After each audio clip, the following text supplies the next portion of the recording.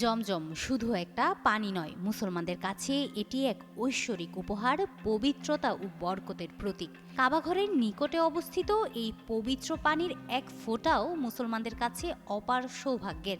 আর সেই ধর্মীয় আবেগকে হাতিয়ার বানিয়ে জঘন্য প্রতারণা। বোতলে জমজমের লেবেল, ভিতরে সাধারণ ট্যাপের পানি।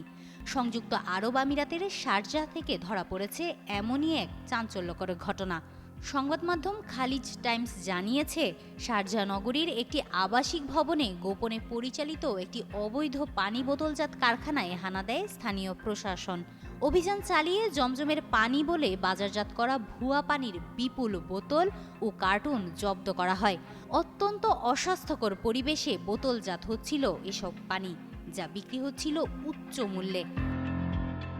অভিযুক্ত ব্যক্তি আরটি মিনারেল ওয়াটার ট্রেডিং নামের একটি লাইসেন্সপ্রাপ্ত প্রতিষ্ঠানের মালিক।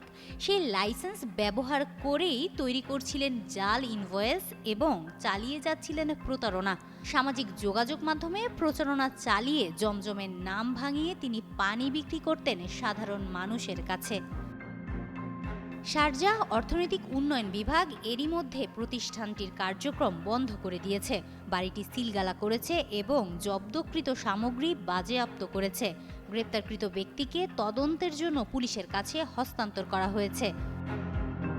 শারজাহ সিটি কর্মকর্তারা বলেন, কমিউনিটির স্বাস্থ্য নিয়ে ছিনিমিনি খেললে কোনো ছাড় নয়।